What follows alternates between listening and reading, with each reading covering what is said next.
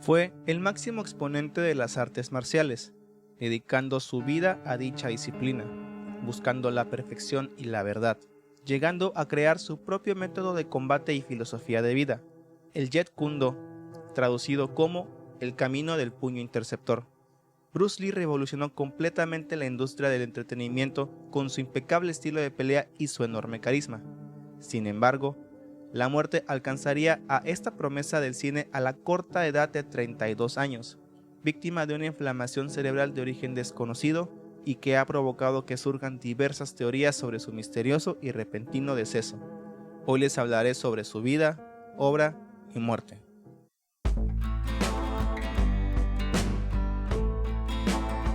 San Francisco fue el lugar de su nacimiento el 27 de noviembre de 1940, aunque fue criado en Hong Kong, en donde vivieron la ocupación japonesa durante la Segunda Guerra Mundial.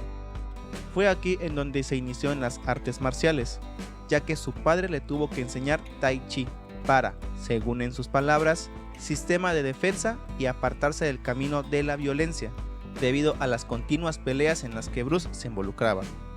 Rápidamente Bruce encontró este estilo lento y complicado, por lo que, a recomendación de un amigo suyo, optó por el estilo chino del Wing Chun que impartía el famoso maestro Ip Man. En su época estudiantil también participó en un torneo interescolar de boxeo, en el cual resultó campeón al noquear a varios de sus oponentes. A la par de esto, tomó clases de baile, al punto de ganar el campeonato de Cha-Cha-Cha en Hong Kong.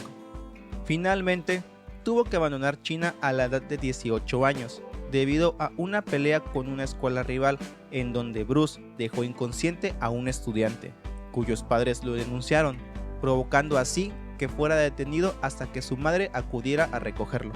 El joven artista marcial estaba ya tan involucrado en las peleas callejeras que sus padres tuvieron que tomar esta decisión debido al temor de que Bruce fuera atacado, o peor, reclutado por alguna organización criminal como la Triada, además de que la policía lo tenía en la mira y era muy probable de que si volvía a ser arrestado, iría directamente a prisión.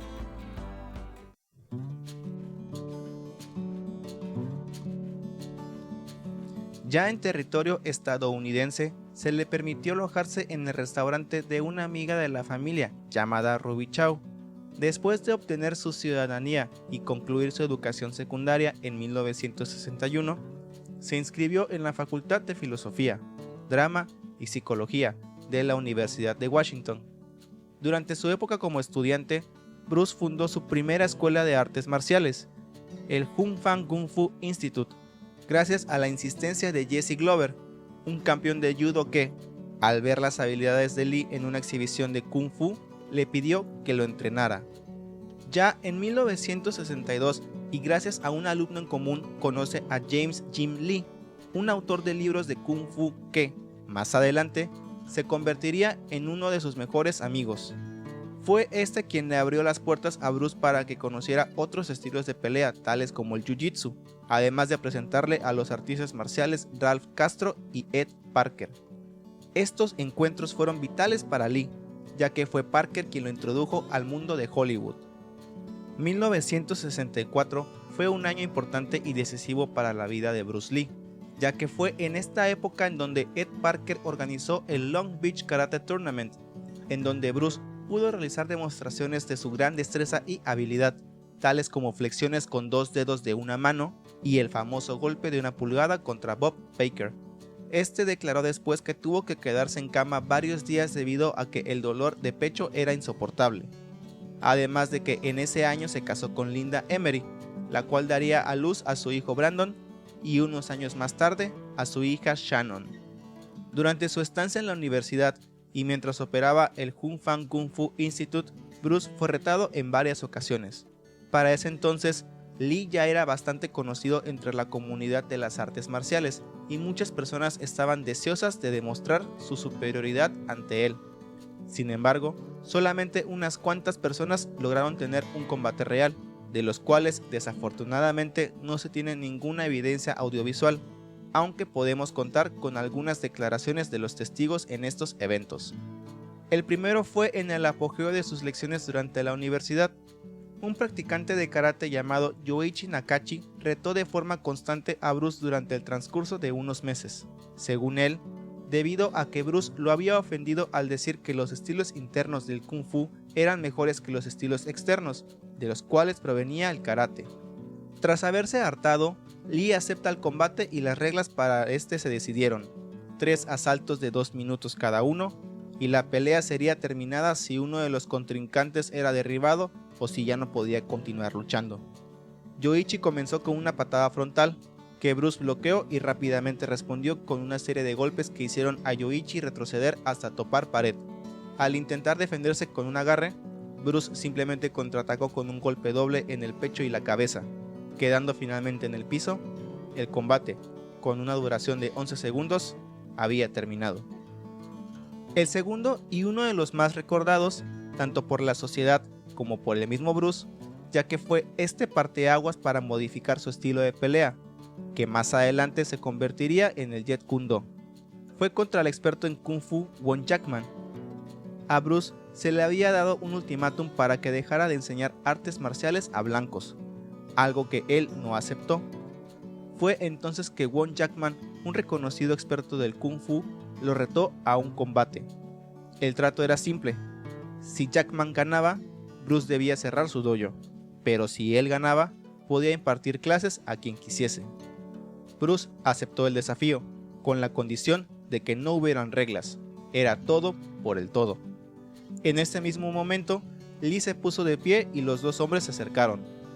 En cuanto Wong adoptó su posición de pelea, Bruce se la abalanzó con una serie de golpes estilo Wing Chun, llegando el punto en el que, sin tener más remedio, Wong empezó a correr tratando de huir de Bruce. Este logró alcanzarlo y lo derriba, solo para seguir golpeando mientras preguntaba si era suficiente. Después de la tercera pregunta, Wong admite que ya fue suficiente.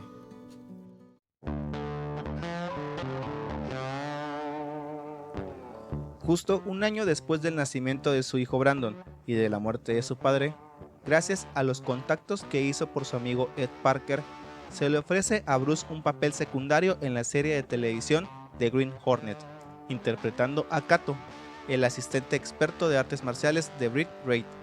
El éxito de esta serie fue más allá de las pantallas, esto debido al innovador estilo de pelea de Bruce, el cual estaba muy alejado del clásico estilo de boxeo que permeaba a las escenas de acción en esos tiempos.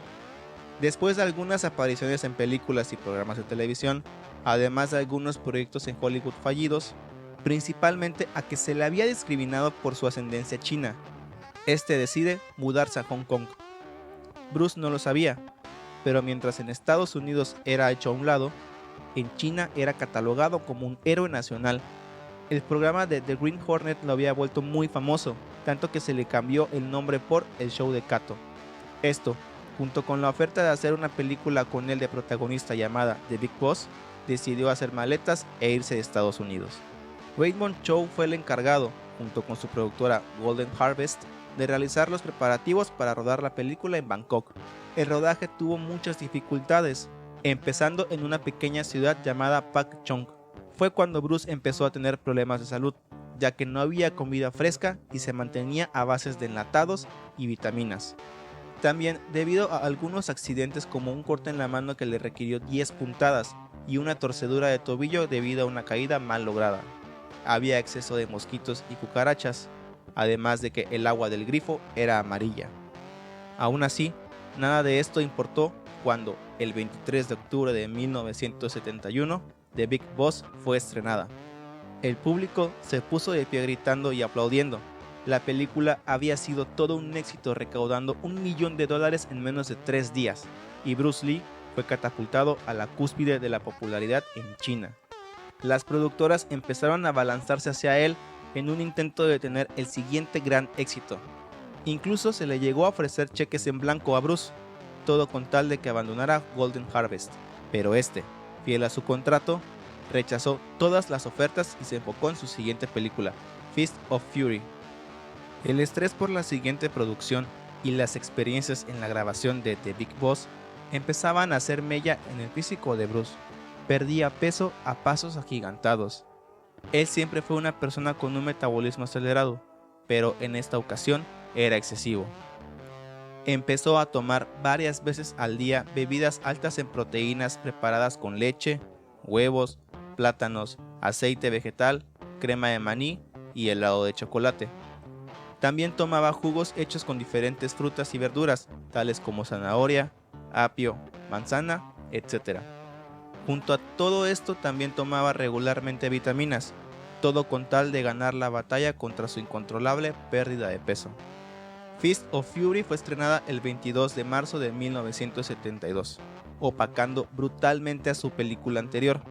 El argumento, basado en la superioridad del kung fu sobre otras artes marciales tales como el karate, esgrima y judo, junto a la impecable actuación de Bruce, logró batir el récord de taquilla que su película anterior había logrado.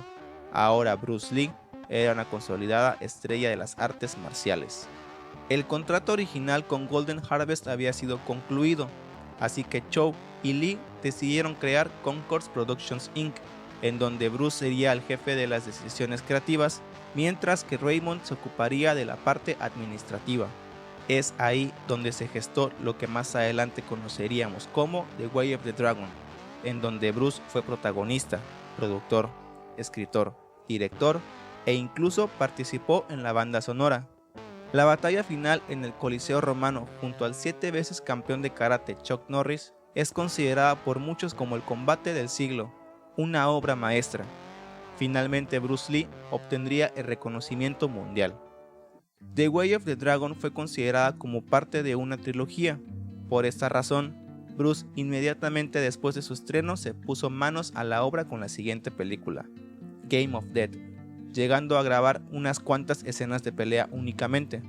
Mientras estaban en esto, Ted Alley, presidente en ese entonces de Warner Bros., le hizo una oferta de $500,000 para ser el actor principal y codirector de las escenas de peleas en una película de artes marciales llamada Blood and Steel, que más adelante cambiaría de nombre a Enter the Dragon, siendo esta la primera película de artes marciales chinas en ser producida por un estudio importante en Hollywood, en asociación con Concords Productions Inc.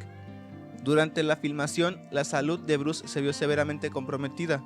A pesar de los continuos intentos de él por mantener su peso y energía, se veía más cansado de lo habitual. En su peor momento, llegó a desmayarse y convulsionarse, por lo que tuvo que ser trasladado a un hospital, en donde llegó inconsciente y con fiebre alta. El doctor Charles Langford fue quien lo recibió en urgencias. Tenía contracciones musculares y respiración irregular, tanto que el doctor estaba listo para realizar una traqueotomía en caso de que dejara de respirar. El doctor Peter Wu, especialista en neurocirugía, detectó una inflamación anormal en su cerebro, por lo que tuvieron que suministrar manitol para atacar el problema, aunque estaban en estado de alerta, listos para realizar cirugía en caso de que este no funcionara. Afortunadamente, la inflamación bajó y después de unas cuantas horas se encontraba estable, aunque no podía hablar, y tardó varios días en recuperarse totalmente. Después de un chequeo completo, escanear su cerebro, además de realizarse un electroencefalograma, no se encontró ninguna anormalidad. Se le diagnosticó con epilepsia menor y se le recetó Dilantin, un medicamento que calma la actividad cerebral. Bruce Lee alcanzó a ver el preestreno de Enter the Dragon sin música ni efectos especiales. Mientras la veía, Bruce por fin se sentía realizado. Al fin había alcanzado la fama internacional. Estaba muy orgulloso de la película, de su trabajo y de su carrera.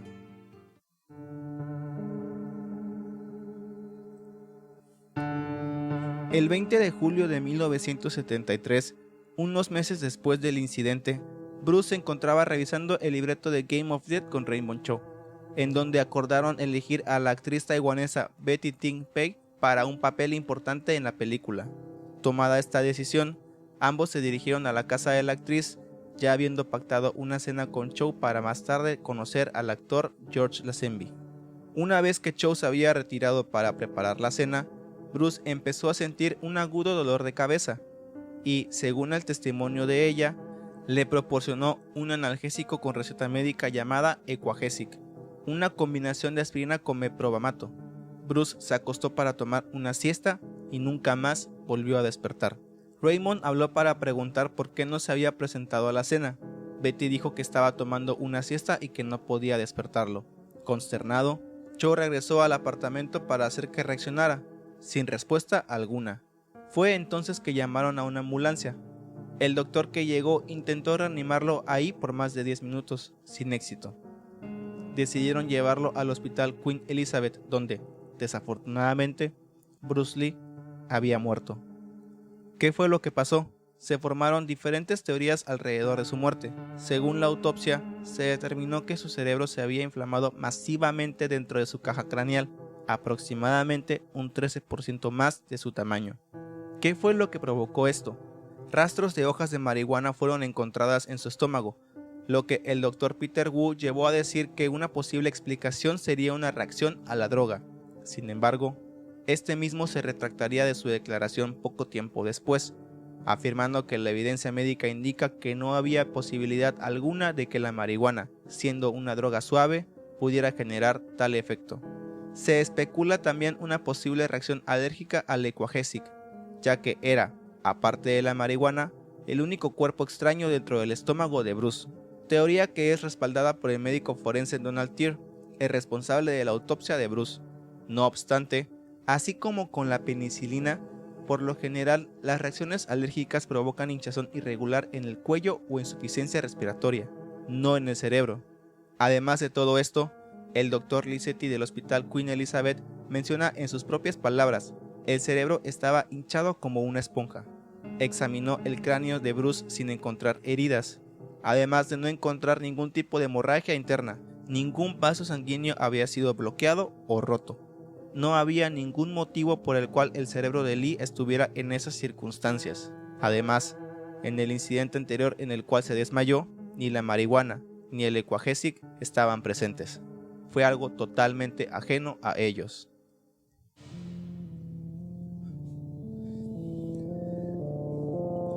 Betty Ting Pei fue la última persona en verlo con vida.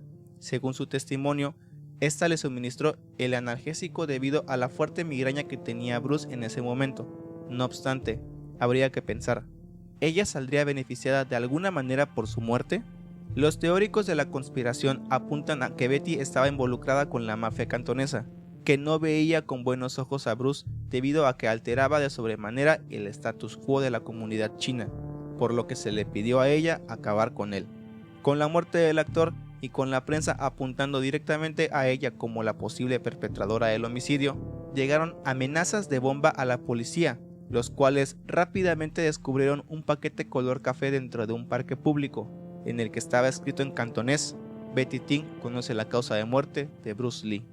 El paquete resultó ser una falsa alarma, pero esto no detuvo las amenazas, donde otras 3 bombas falsas fueron plantadas, todas con la frase "Venganza para Bruce Lee" escrita en ellas.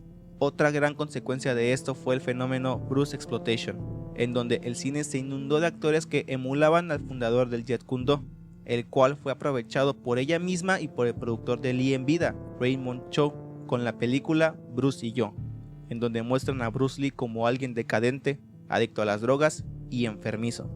En el 2003, debido al aniversario de la muerte del actor, ella declara, a sus 56 años, que había sido amante ocasional de Bruce por más de un año y que planeaba escribir un libro autobiográfico al respecto, cosa que no ha pasado aún. Bruce Lee es considerado un ícono de las películas de artes marciales. Su carisma y conocimiento permearon de tal manera la cultura que se volvió parte de esta, ayudando a extender la pasión por las artes marciales alrededor del mundo occidental. No obstante, su corta vida, terminada por una muerte misteriosa, nos dejó con grandes expectativas sobre lo que este gran actor pudo haber logrado si hubiera continuado entre nosotros. Me gustaría saber tu opinión, déjala en la caja de comentarios. Recuerda que puedes encontrarnos en diferentes redes sociales, los links estarán en la descripción. Espero que les haya gustado y nos vemos hasta pronto.